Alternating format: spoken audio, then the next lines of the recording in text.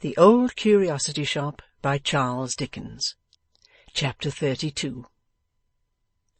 Mrs. Jarley's wrath, on first learning that she had been threatened with the indignity of stocks and penance, passed all description. The genuine and only Jarley, exposed to public scorn, jeered by children, and flouted by beadles. The delight of the nobility and gentry, shorn of a bonnet which a lady mayoress might have sighed to wear, and arrayed in a white sheet as a spectacle of mortification and humility.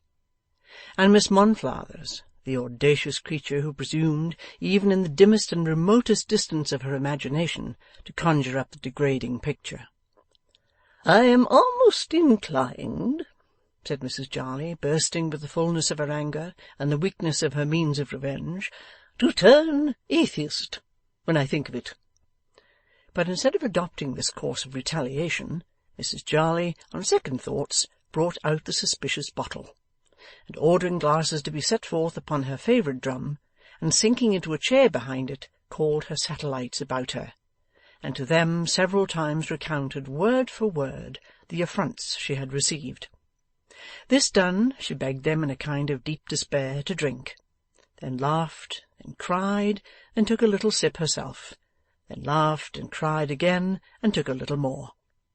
And so, by degrees, the worthy lady went on, increasing in smiles and decreasing in tears, until at last she could not laugh enough at Miss Monflathers, who, from being an object of dire vexation, became one of sheer ridicule and absurdity.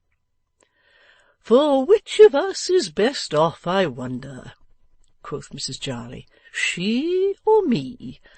It's only talking, when all is said and done, and if she talks of me in the stocks, why, I can talk of her in the stocks, which is a good deal funnier if we come to that. Lord, what does it matter after all?" Having arrived at this comfortable frame of mind, to which she had been greatly assisted by certain short interjectional remarks of the philosophical George, Mrs. Jarley consoled Nell with many kind words, and requested as a personal favour that whenever she thought of Miss Monflathers she would do nothing else but laugh at her all the days of her life. So ended Mrs. Jarley's wrath, which subsided long before the going down of the sun. Nell's anxieties, however, were of a deeper kind, and the checks they imposed upon her cheerfulness were not so easily removed. That evening, as she had dreaded, her grandfather stole away, and did not come back until the night was far spent.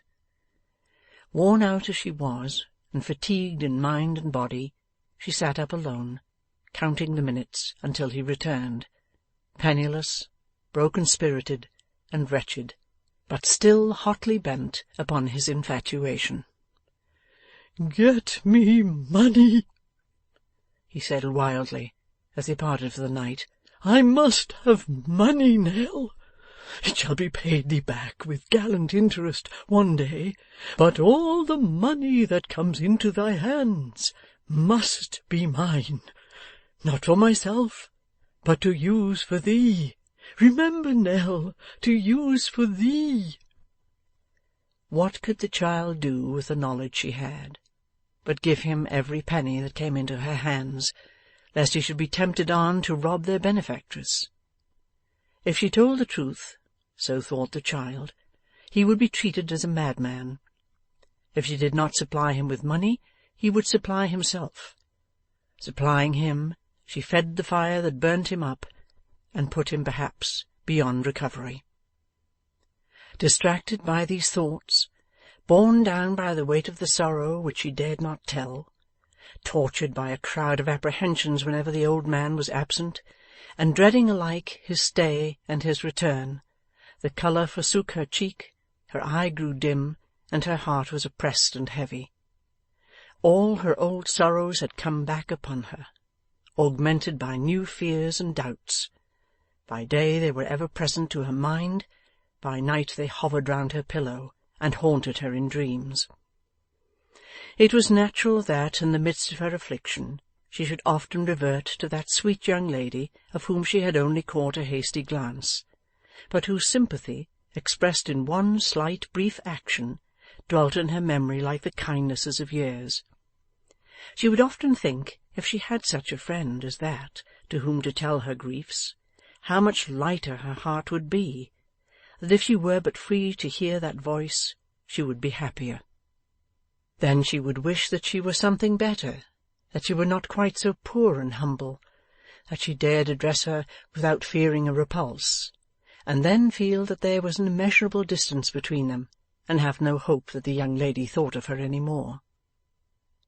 It was now holiday time at the schools, and the young ladies had gone home, and Miss Monflathers was reported to be flourishing in London, and damaging the hearts of middle-aged gentlemen, but nobody said anything about Miss Edwards, whether she had gone home, or whether she had any home to go to, whether she was still at the school, or anything about her.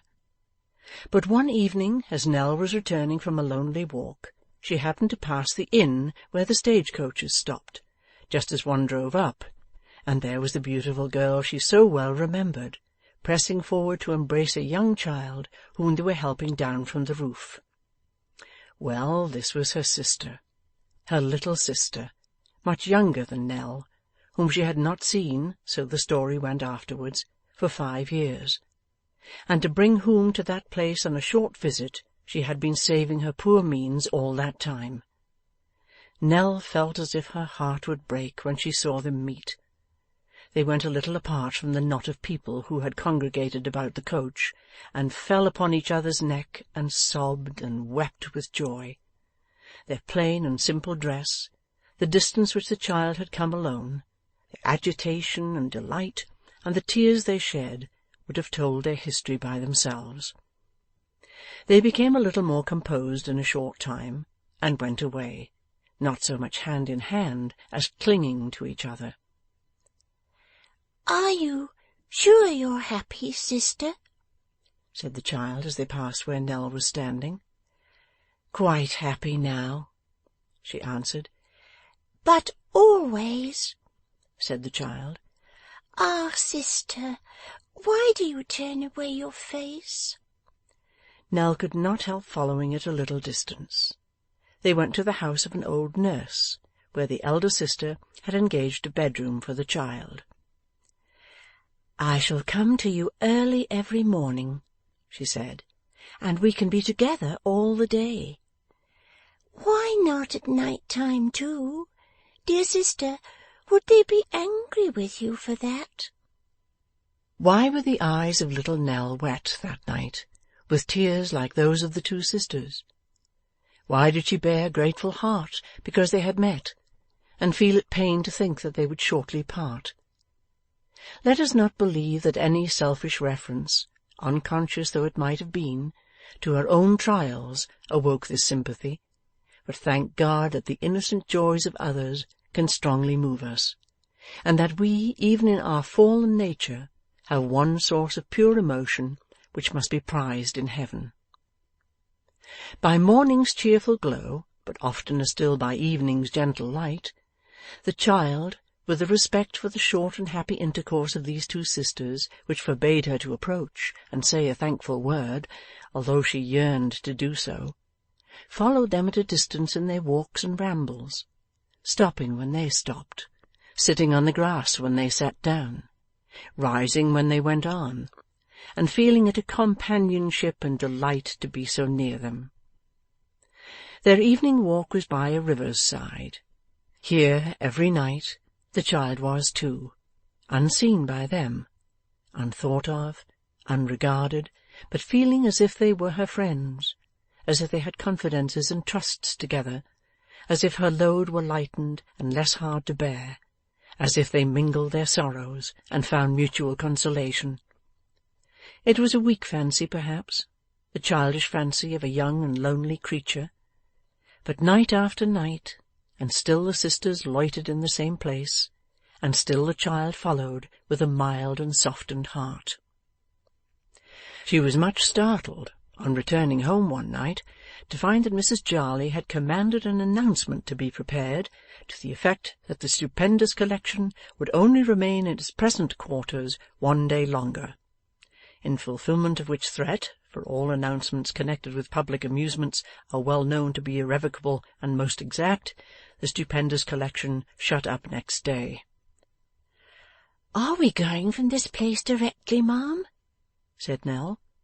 Look here, child, returned Mrs. Jarley. That'll inform you. And so saying, Mrs. Jarley produced another announcement, wherein it was stated that in consequence of numerous inquiries at the waxwork door, and in consequence of crowds having been disappointed in obtaining admission, the exhibition would be continued for 1 week longer, and would reopen next day.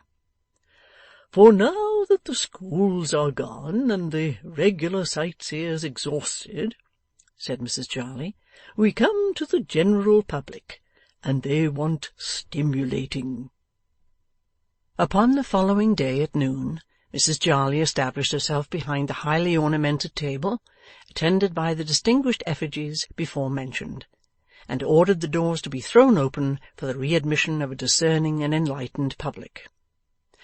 But the first day's operation were by no means of a successful character, inasmuch as the general public, though they manifested a lively interest in Mrs. Jarley personally, and such of her waxen satellites as were to be seen for nothing, were not affected by any impulses moving them to the payment of 6pence a head. Thus, notwithstanding that a great many people continued to stare at the entry and the figures therein displayed, and remained there with great perseverance by the hour at a time, to hear the barrel organ played and to read the bills, and notwithstanding that they were kind enough to recommend their friends to patronize the exhibition in the like manner, until the doorway was regularly blockaded by half the population of the town, who, when they went off duty, were relieved by the other half, it was not found that the Treasury was any the richer, or that the prospects of the establishment were at all encouraging. In this depressed state of the classical market, Mrs. Jarley made extraordinary efforts to stimulate the popular taste and whet the popular curiosity. Certain machinery in the body of the nun on the leads over the door was cleaned up and put in motion, so that the figure shook its head paralytically all day long, to the great admiration of a drunken but very Protestant barber over the way, who looked upon the said paralytic motion as typical of the degrading effect wrought upon the human mind by the ceremonies of the Romish Church, and discoursed upon that theme with great eloquence and morality. The two carters constantly passed in and out of the exhibition room under various disguises, protesting aloud that the sight was better worth the money than anything they had beheld in all their lives, and urging the bystanders, with tears in their eyes, not to neglect such a brilliant gratification. Mrs. Jarley sat in the pay-place, chinking silver moneys from noon till night, and solemnly calling upon the crowd to take notice that the price of admission was only 6pence, and that the departure of the whole collection on a short tour among the crowned heads of Europe was positively fixed for that day week. So, be in time, be in time, be in time, said Mrs. Jarley at the close of every such address. Remember that this is Jarley's stupendous collection of upwards of 100 figures, and that it is the only collection in the world, all others being impostors and deceptions. Be in time, be in time, be in time. End of chapter 32.